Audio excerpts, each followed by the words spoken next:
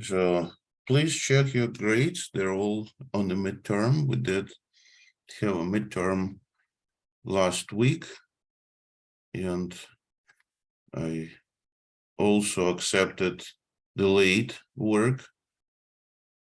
So if you're still working on your homework, or if something happened to that midterm, well, I'm still open and waiting for you to send it all to me by email. And that's something that you can do at any moment. You can just attach to the email all of your work. Now, I also going to be in the classroom on Wednesday. In a case if someone does not know how to send the email, you can just bring your work to the classroom if that's something that stops you from submitting it.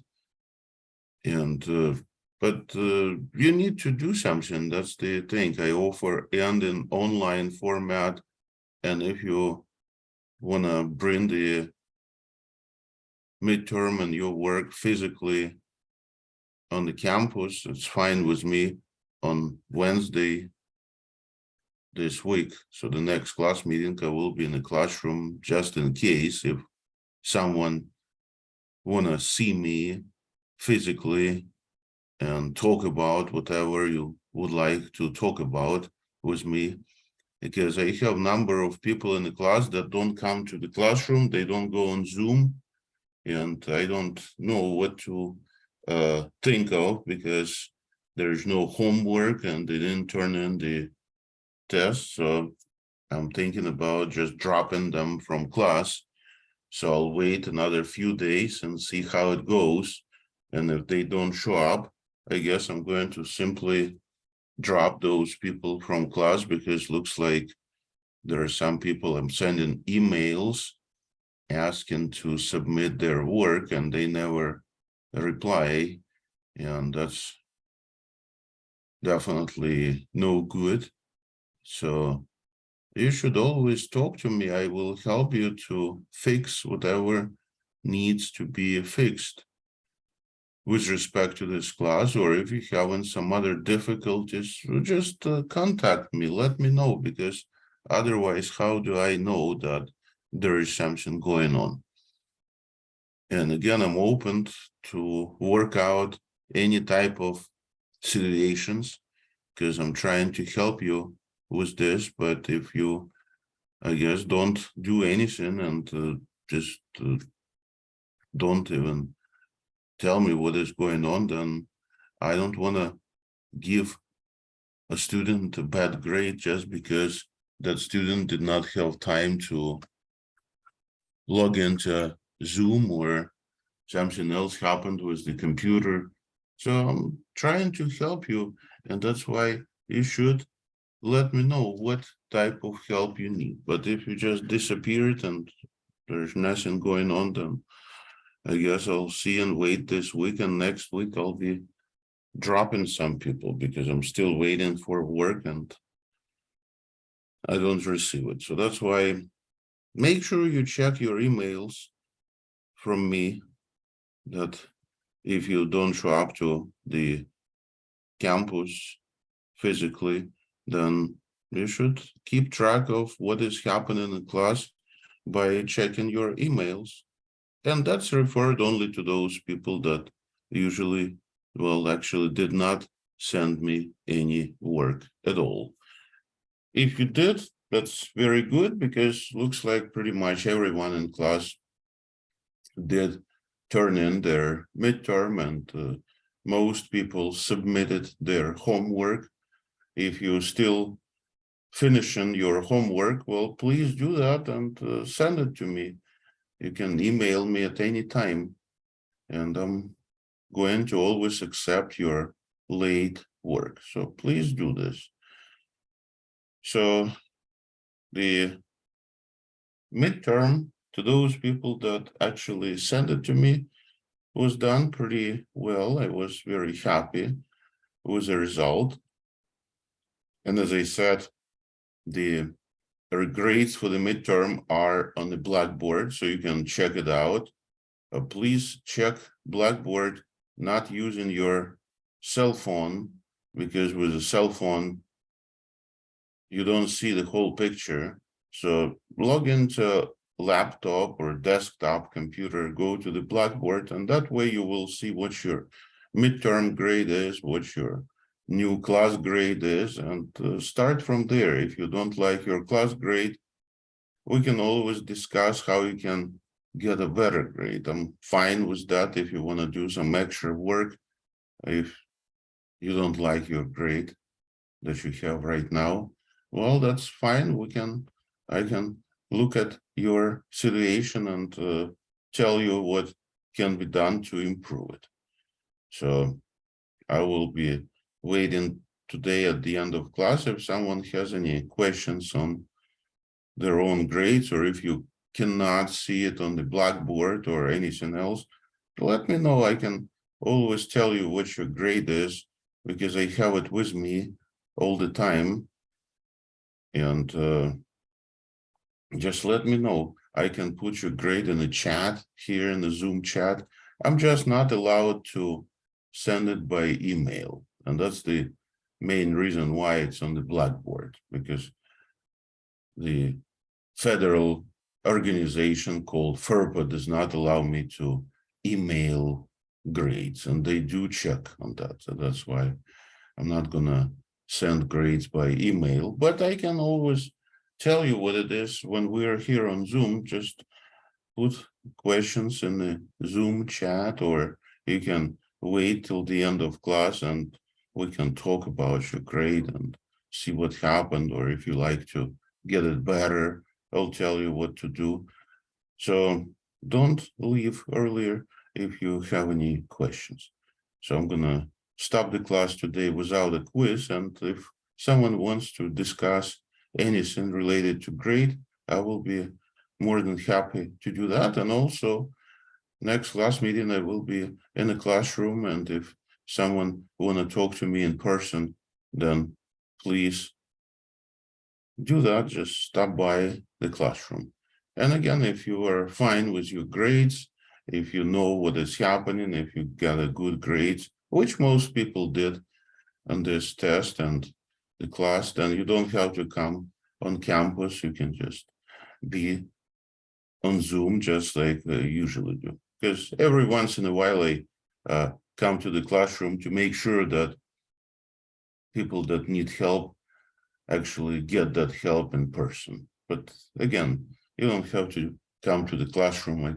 I always teach the class on Zoom, and I record lectures. And I guess that helps to those that miss, or I notice that when I go to the classroom, number of people comes late, and that's why misses first half of the class lecture. And that's why it's definitely better that I record so they can see what they have missed. So anyways, I guess our goal now is to start with the next chapter. So we're done with first 3 chapters. And now I'm going to start with section 4.1, solve inequalities. So I go to page 231 right now. So I add about 30. So I get 261 approximately. So in the chapter 4, we solve inequalities. So we used to solve equations, we graphed equations, we graphed systems of those equations, and now they want to deal with those expressions that don't have equal but less than or greater than sign.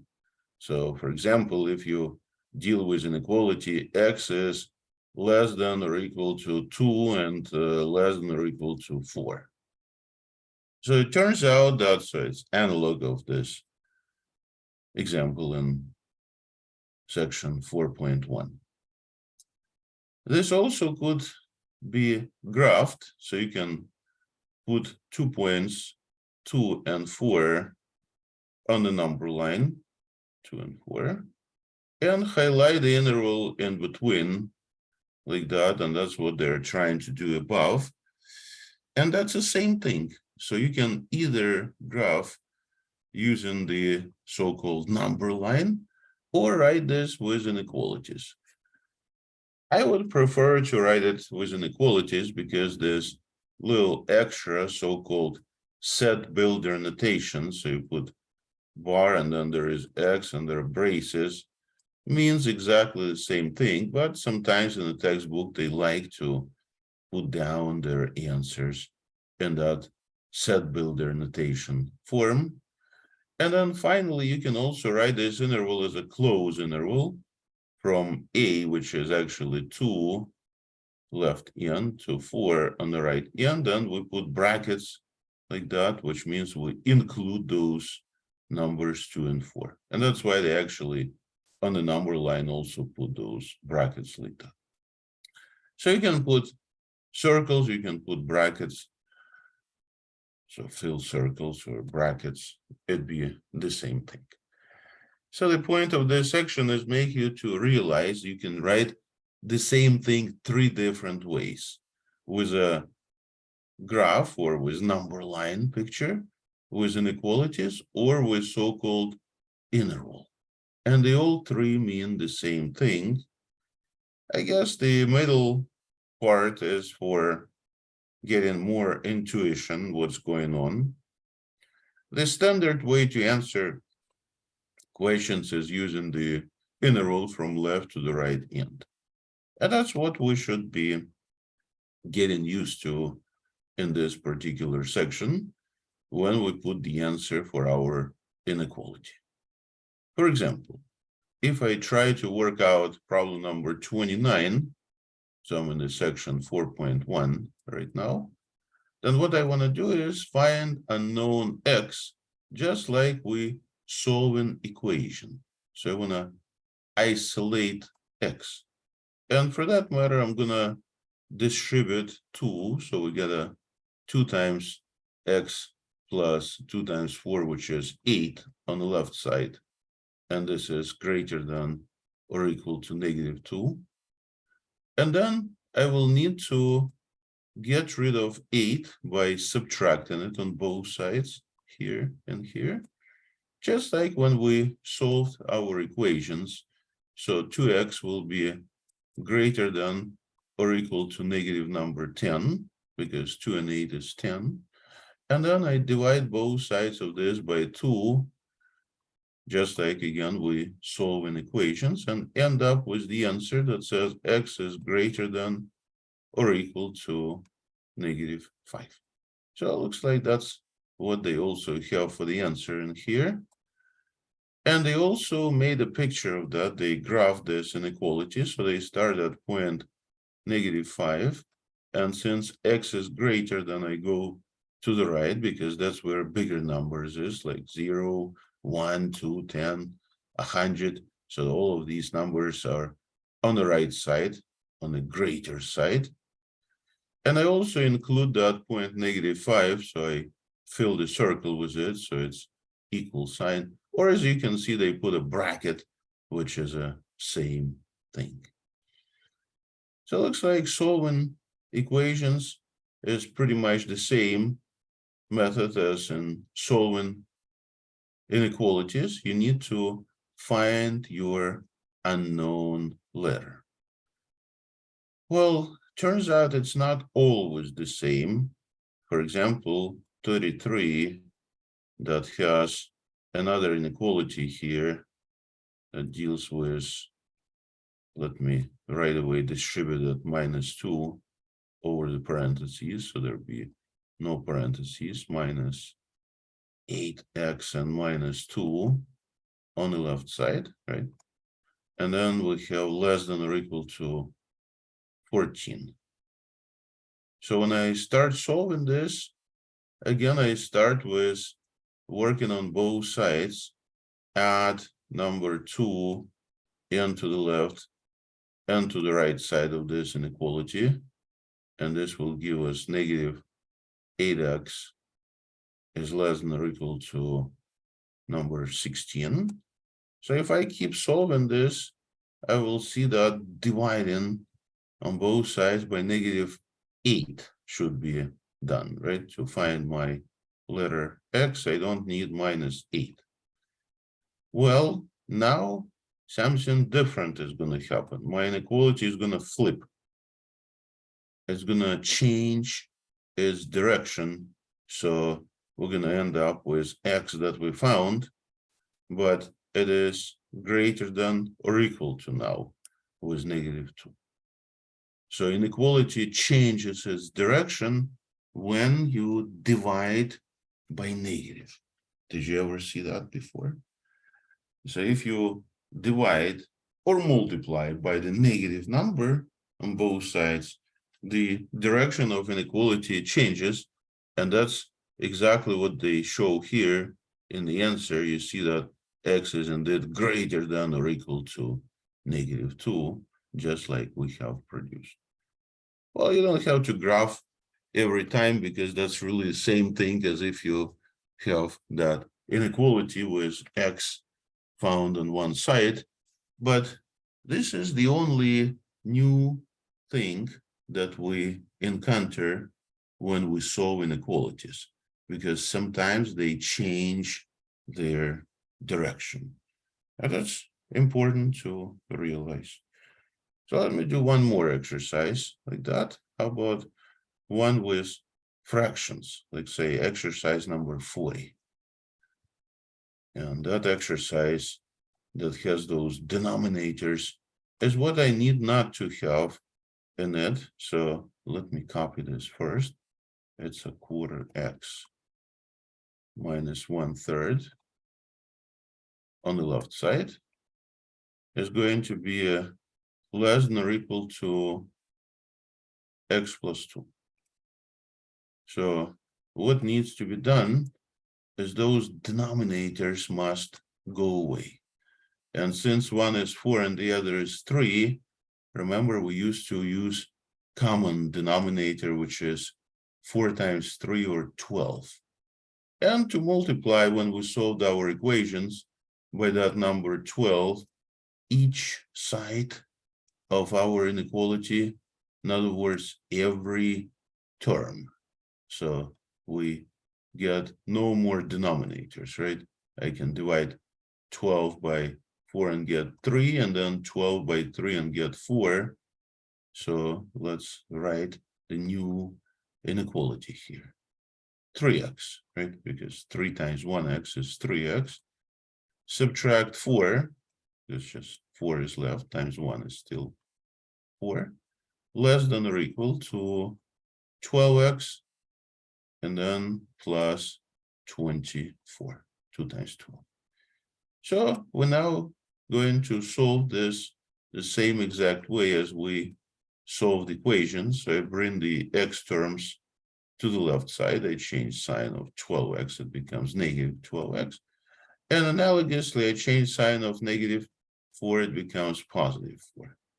So we have here -9x on the left side is less than or equal to 28. So I've got some type of expression here. And again, I need to divide by -9. So I have x found. So if I divide both sides of my inequality by negative, the inequality is going to flip. So it'd be a greater than. So x is greater than. And looks like 28/9 is a fractional answer produced. And again, you can always check and see that the answer looks like same as we just have in the exercise 40. So change inequality sign. And other than that, just found what x is. So just isolate x.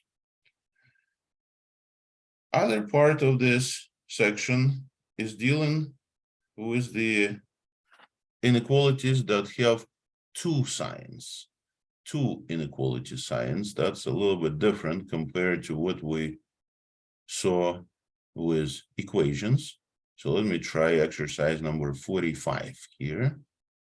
How to work this out. I guess I'm going to get a little bit of room for it. So if there are two inequality signs, turns out you're gonna have not two, but three sides at the same time that you will be working on. So let me try to copy 45. It says take -2 on the left side, which is less than minus b plus 3, and this is also less than 5. So I need to find b, and b is right there. So what I need is to isolate it by, first of all, dropping 3 at each side, and now there are 3 sides in this inequality.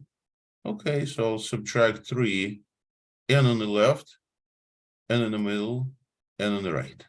So it's going to be -5 here. Negative b is still in the center, and the 2 is on the right. So now I need to find plus b. I don't need minus b. And to change the sign, I can divide by -1 each part of my inequality. And this means that the signs will reverse their directions. So we're going to have a 5 here on the left side. B is in the middle, and -2 is in the center. So you can see that we produce the answer, but it looks a little bit different because we always start from the left side where -2 is, and then go to the right where +5 is. So you can see that you can use points with open circles because there is no equal sign.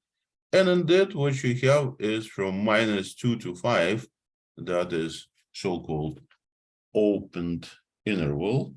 Opened because this doesn't include the ends. So ends -2 and 5 are not included because there is no equal sign compared to what we had before. When there were equal signs present, then we had brackets. Now we put parentheses that says the endpoints are not included. So that's how we show whether your endpoints included or not. So let me do one more exercise of this kind, exercise number 49. So looks like in exercise 49, we have too many negative signs, right? It looks like -6 is on the left side, and I see -3 in the middle multiplied by that parentheses. So maybe I can do this a little bit differently compared to what we did before. Let's try to approach 49 from the other perspective. So if I have -6, which is less than -3 multiplied by x minus 4 in the parentheses, and this is also less than or equal to number 24, what I can do is divide by that -3, because my goal is to get x out. And -3, why should I multiply by it? Why?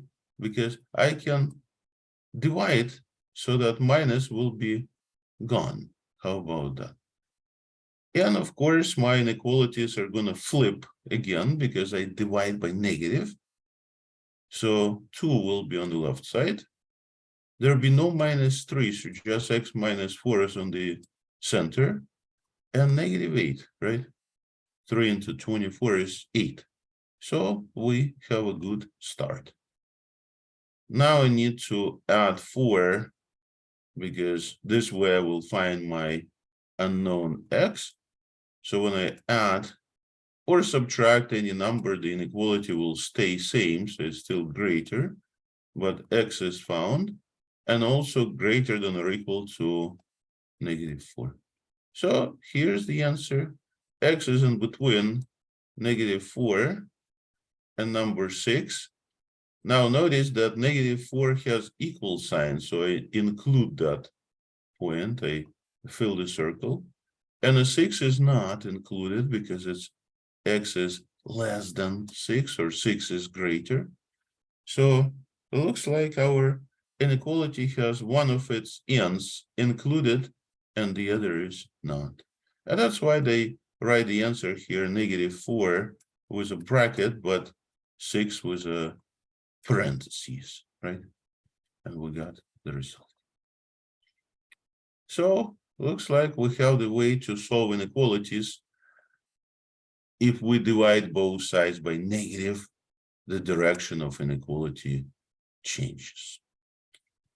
One more interesting group of exercises start at exercise number 55. So let me do that. And then I can discuss whatever people want to discuss related to their midterm. So let me do one more exercise. So there are two inequalities. First says 3x plus 2 is less than 8. Or, so there is another inequality involved here, which is 2x minus 3 is greater than 11. So I'm going to solve both of those inequalities and then see what to do with them. So to solve the first one, I have to subtract 2 and have 3x is less than 6, right? 8 minus 2 is 6. And then I divide both sides of this by 3. Please notice that the inequality does not change its direction because we divide by positive 3. We're making both sides 3 times less. And here we got a first answer. For the second one, I need to add 3 on both sides of my inequality, just like that. So this will be 2x is greater than 14, right? 11 and 3 is 14. So when you divide both sides of this inequality by 2, again, the inequality is not going to change, so it still be greater than 7. So I've got two inequalities. One deals with a 2, and the other deals with a 7. And notice that at 2, we have x on the smaller side, on the left side. And with the 7, we have inequality on the greater side because x is greater. And they say, you can say, take either one or the other. So people say from number 2 all the way to the left, and there's a special sign for this called negative infinity. So you go infinitely to the left, keep going and going and going to the left. And then from 7, you also go infinitely, but to the right. So from 7, you keep going and going and going all the way to the right. If you take one or the other, you kind of select both of them. And there is a special symbol here called union for that.